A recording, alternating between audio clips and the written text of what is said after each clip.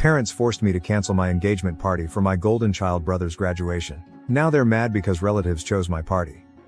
I, 28M, have a younger brother, Leon, 26M, who recently graduated from community college, I might add. About the same time, I became involved with Nina, 28F, my high school love. We have been together for 10 years, and it was about time that we made this official. 2 weeks ago, I proposed to her and decided to invite a party to our house honoring our engagement last weekend. 5 days after the invites were distributed, last night the party was hosted. The drama surrounding all of this has been so bizarre and chaotic that I have no idea how to make sense of it. It all began when I invited my close family, my parents and brother, who contacted me and demanded that I postpone this celebration. For the life of me, I couldn't understand why they would ask me to do such a thing. When I told them I wasn't going to, they informed me they had decided to throw my brother a celebration for his graduation. Naturally, it also occurred to be the day of my engagement party. Although they hadn't yet sent the invites, the same evening I sent mine they were intending to do so.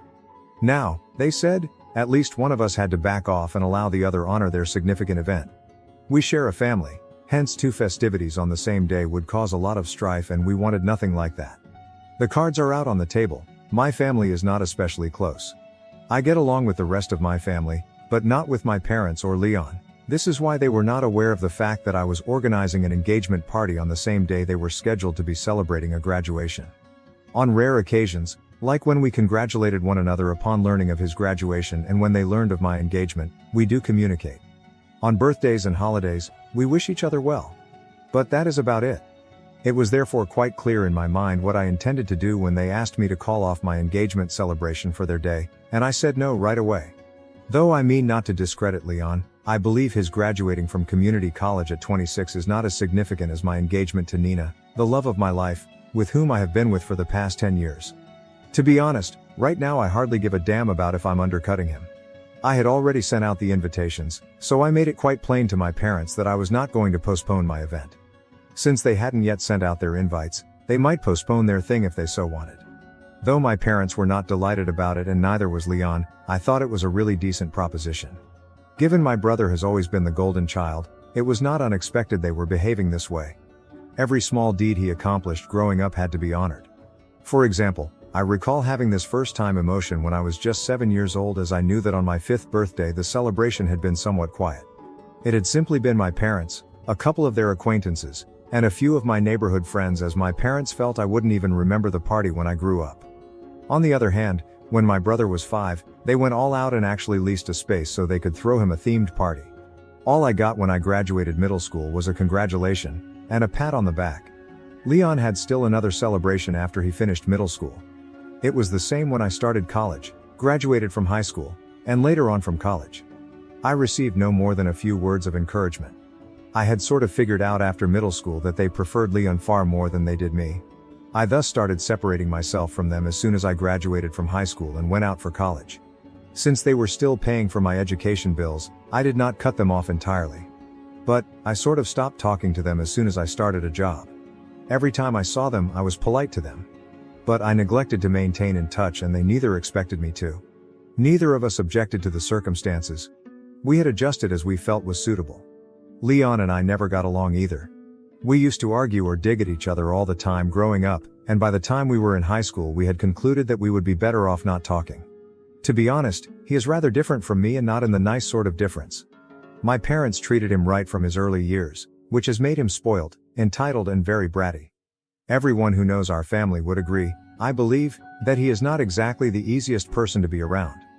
Though he was really the troublemaker in high school and nearly got expelled several times, my parents never appeared to have an issue with whatever he did. When he told them he wanted to join a firm a few of his buddies had founded with a revolutionary idea, graphic printed t-shirts for kids and teens, they said nothing at all.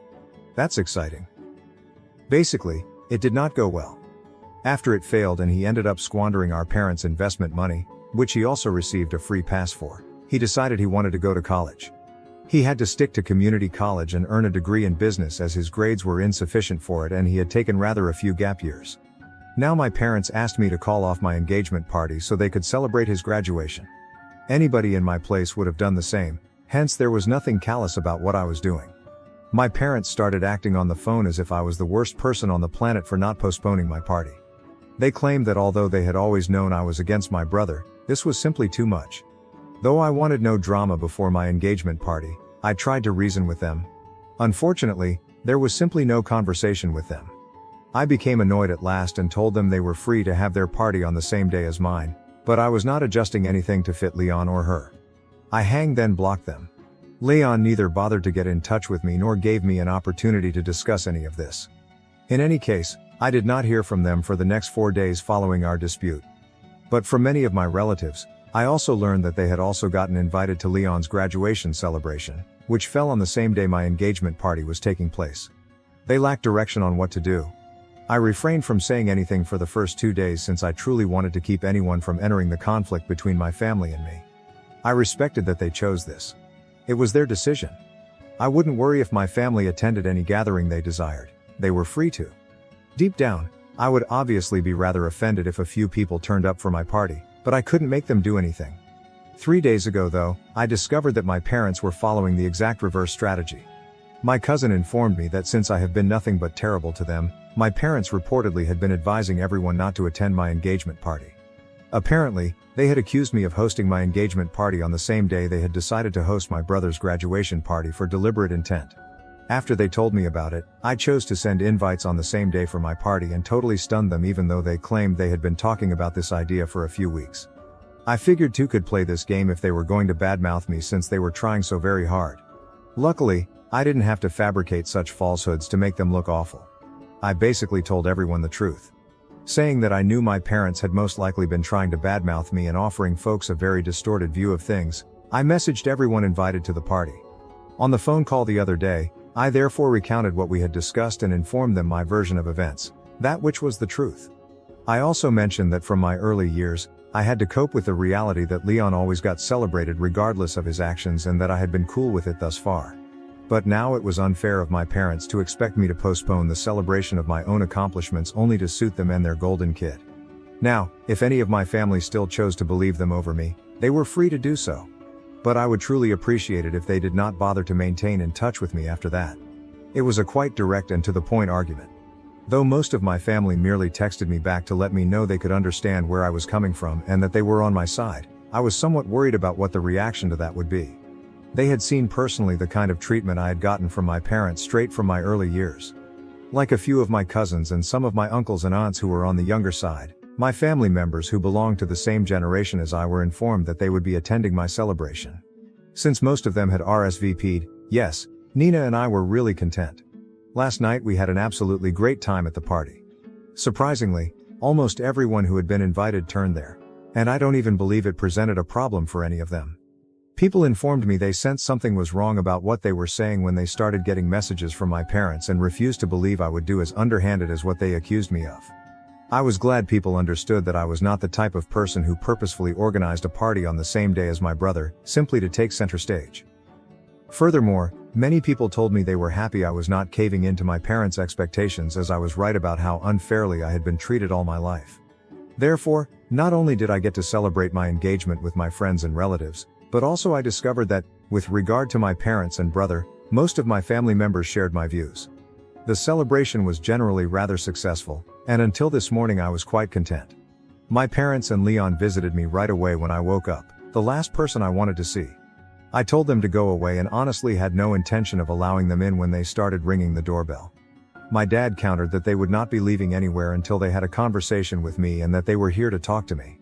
I wanted to contact the cops, but Nina persuaded me to just talk to them once and wrap things up once and for all. I thus decided to let them in, and my folks started throwing charges at me as soon as they did. Since I had only woken up a few minutes earlier, I was somewhat surprised and somewhat confused, yet I had chosen to act since they were accusing me of being rather jealous of Leon. They revealed that hardly anyone had come up for their party, and even those who had showed up left within a few minutes after some polite small talk to be able to make it to my party. They claimed to have heard the message I had conveyed to our cousins. I said that although at first I did not want to do something like that, they had pushed my hand by trying to badmouth me and lie about me. Still, given their loud charges, it felt as though my remarks were not even audible. They thought I was doing all of this only to constantly monopolize the attention and out of jealousy of Leon. I was, they said, separating the family. I suppose Nina came to see after some time that she had no use in trying to hold a conversation with them, as they were obviously not polite enough for that. She stepped in and stated she would phone the police should they not leave that very quickly. They left then, but they were still calling me a lot of nasty names. The window shook for a good few seconds when Leon even slammed the door of our house so forcefully as he closed it. Though I chose to let it go, I half-mindedly called him back to let him have it. Like Nina, I was fairly irate. We had blocked all of them, hence an hour after they left we got a message from an unidentified number, probably a friend or someone else's number they were using. The message indicated that although all we said and did, we were still family, and that they were rather let down that I had decided to have my engagement party on the same day as Leon's celebration, as this was the one thing I could have let him have. They claimed they were merely attempting to provide a good picture of him, even if he was ashamed of his fact that he was already 26 years old upon graduating from college. Besides that, his company had recently failed a few years ago, so he had little reason to rejoice, and they were merely attempting to make him happy. I never even considered it in such terms though. They thus claimed to be rather let down and expected me to be more mature about this. They also apologized for trying to discredit me, but they claimed they had no other option, as they truly wanted this celebration to go off without a hitch. I have been truly perplexed ever since I got that letter. Though I understand this is classic manipulation on one hand, what if they are truly sorry? We are here asking, am I the asshole, AITA, for having my engagement party on the same day as my brother's graduation party? Nina is very torn as well. Edit. Some of you seem to have a problem with the fact that my relatives did not step up for me and try to do something when they had always known that my parents did not treat my brother and me equally. In their defense, I would just like to say that they did all they could. They always tried to be there for me and were always nice and kind to me. I'm pretty sure that a few of them even tried to speak to my parents to make them realize that the way they were treating me and Leon so differently was not fair to either of us. But my parents did not care, and honestly, what more could they have done? It's not like it was a crime bad enough to warrant demanding custody of me. That would have just been absurd, and I don't think anybody wanted to do that either, since they also have their lives and families to think about. Besides, I was doing just fine. I generally stopped having expectations from my parents after a certain point, so I do not mind that they put my brother up on a pedestal and did not seem to care much about me. As long as everything was paid for, I didn't care. I'm on good terms with the rest of my family, and I don't mind the fact that most of them are on good terms with my parents and my brother as well. I haven't made them choose. I had just said that if they chose not to attend my party, then we would have had a problem.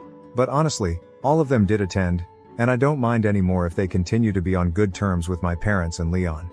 I made that very clear at the party as well. Anyway, most of you were questioning why I even bothered to keep in touch with the rest of my family. And yeah, this is why. I just don't think that it's that deep.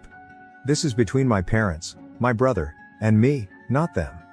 I don't want to drag them into this for no reason. Update 1.